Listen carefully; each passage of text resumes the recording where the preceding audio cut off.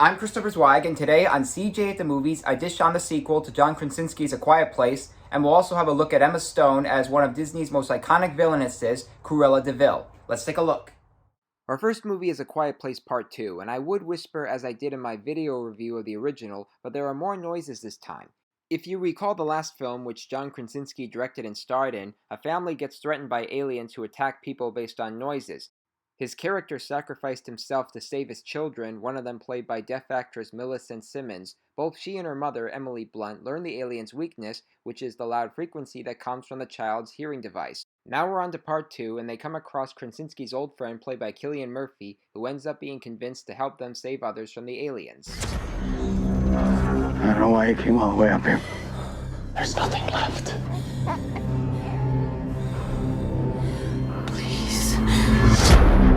There are people out there worth saving. A few loud noises don't work for me, but mostly A Quiet Place Part 2 is just as exciting and thrilling as the first, maybe because Krasinski is able to expand his horizons and take the story to different heights, or maybe it's because he does a considerate job at guiding Simmons and not some phony as a deaf child who possesses her father's spirits, and Murphy as a scared man who gets whipped into shape by her. There are dangers, unexpected surprises, and non-stop thrills to make fans want Part 3, so check it out! And next up we have Cruella, which serves as a prequel to Disney's 101 Dalmatians and stars Emma Stone as the villainess in her early stages in London in the 1970s. She starts off working for a pompous and spoiled fashion mogul played by Emma Thompson, who holds an heirloom of her deceased mother's. Now enlisting Paul Walter Hauser and Joel Fry as the bumbling Horace and Jasper, Cruella decides to become a vigilante and humiliate Thompson every step of the way. Do you like to know? You always tell me. Get her. This doesn't have to be a scene. It really, really does. I'd like to remind you all that I'm doing this in heels.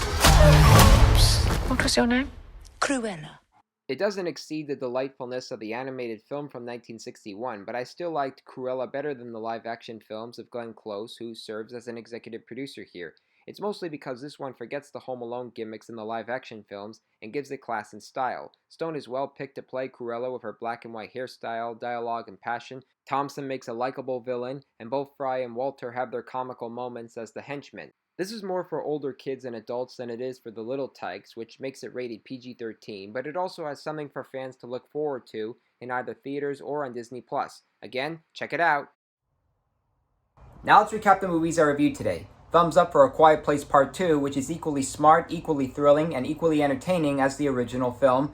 And finally, thumbs up for Cruella with Emma Stone delivering one of her best on-screen performances as one of Disney's most iconic villainesses, Cruella de Vil. Now, I want to let you in on a little something. If you're ever in Eatontown, New Jersey, check out Ruffinos Pizza because they got some awesome stuff, and the folks there are really nice and really helpful, and they're also sponsoring the Eatontown Lions Club, which is dedicated to building a park for the disabled kids. I'm Christopher Zweig, stay safe, and I'll see you at the movies. For more amazing content, please like and subscribe to my channels. You can also read my reviews at cjatthemovies.com and listen to my podcast reviews at newhdradio.com.